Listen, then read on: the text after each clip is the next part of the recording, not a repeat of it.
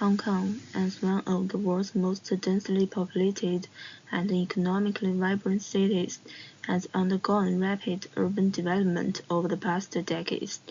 The interplay between economic growth and urban expansion is a crucial yet underexplored aspect of its evolution. This project, titled Building Growth: Economic Pulse: Decoding Hong Kong's Urban Evolution, explores the development of buildings in Hong Kong and their relationship with economic trends from both temporal and geospatial perspectives. We collected 4 types of data, including yearly new buildings, GDP, GDP growth, and GDP growth rate, and we draw 3 line charts between yearly new buildings and the 3 GDP-related data to identify the economic indicator that shows the strongest relationship with building development. This shows the line chart between GDP and new buildings. This shows the relationship between GDP growth and new buildings, and we found that the most fitting indicator is the GDP growth rate, so we will use this indicator to analyze the relationship of economic and new buildings. Since buildings require a significant amount of time to construct, we have taken into account the time lag effect of their impact on economic development. In that case, we shifted the GDP growth rate by several years to check the time lag effect. This is a map of the GDP growth rate and the new buildings, and the GDP growth rate is shifted by 1 year. This is shifted by 2 years, 3 years, and 4 years. And this is the sum map. This is the combined result of the GDP growth rate and new buildings, and we could find that the GDP growth rate which shifted by 2 years could best fit the new buildings trends, and we also calculated the coefficient map of the GDP growth rate and the new buildings. It could also be seen that the score of the GDP growth rate shifted by 2 years shows the best coefficient. So we found that the GDP growth rate when shifted by 2 years shows the best fit with the annual new building construction.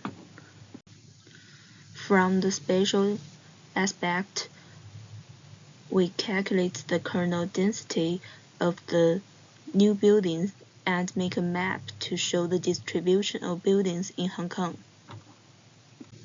In 1964, the building's development is primarily concentrated in Kowloon areas and the northern coastal regions of Hong Kong Island.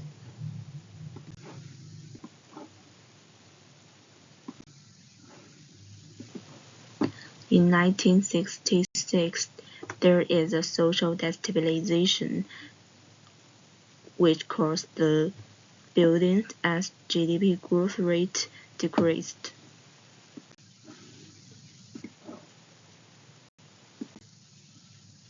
The GDP experienced negative growth, and the number of new buildings reached its lowest point in several years in 1968 because of the social destabilization.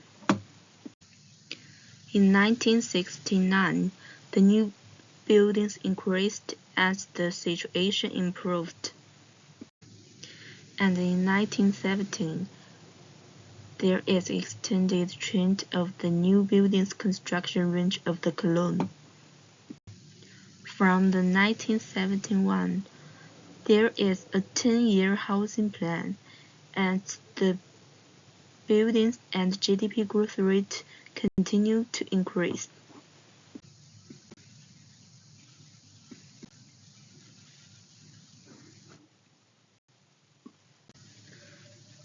In about 1975, there is a homeowner scheme, and the buildings decreased and the coverage of the buildings shrank. In 1977,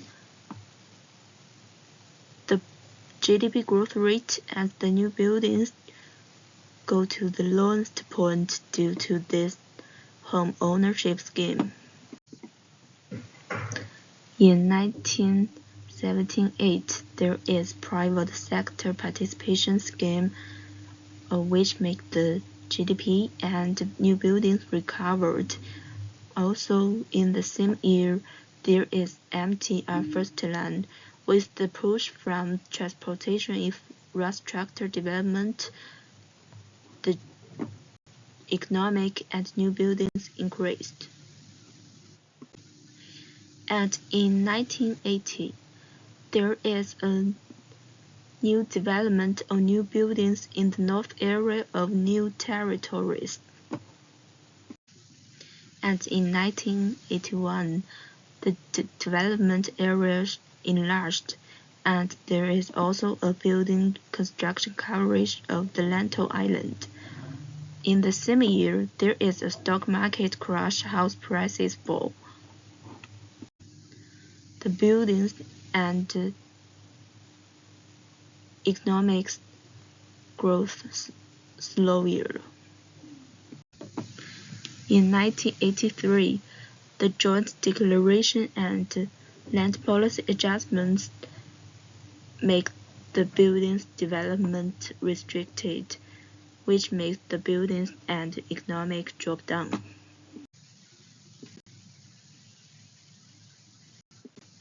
In 1986, there is long-term housing strategy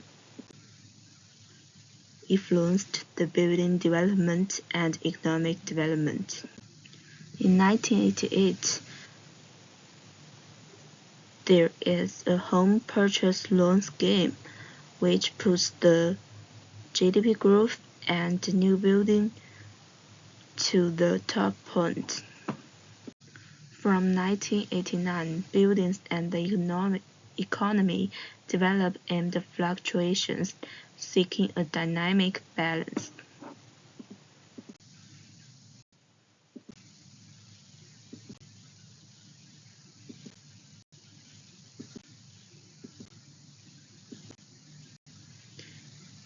And in 1997, there is a handover of Hong Kong.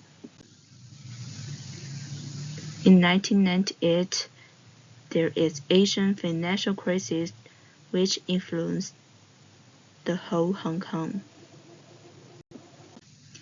Due to this crisis, the building's development dropped down and GDP growth slower.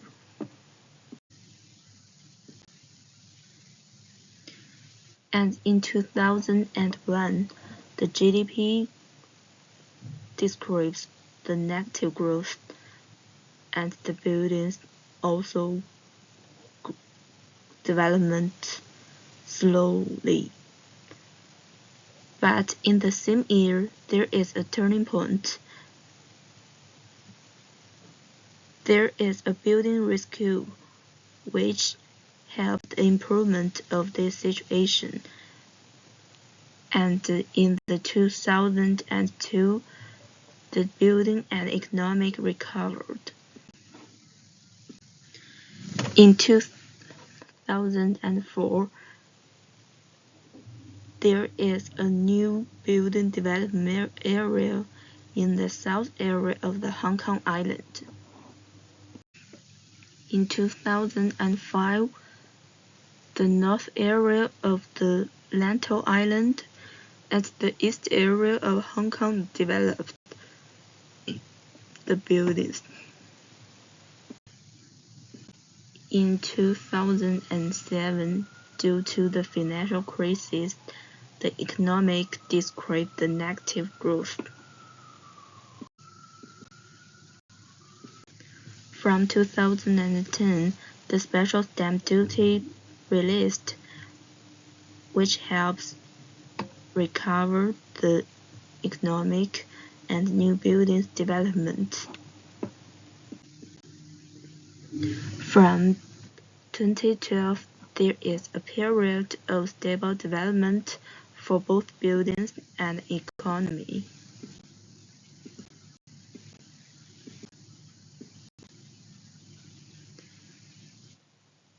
And in 2020, there is a COVID-19, which makes the economic and new buildings development drop down.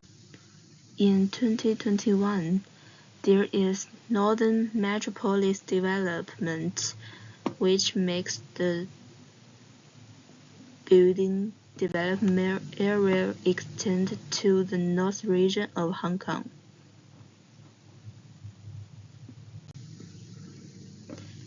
And this map shows the buildings distribution and GDP growth in 2023. It could be found that the buildings development mostly focused on the Kowloon area and north coastal region of Hong Kong Island.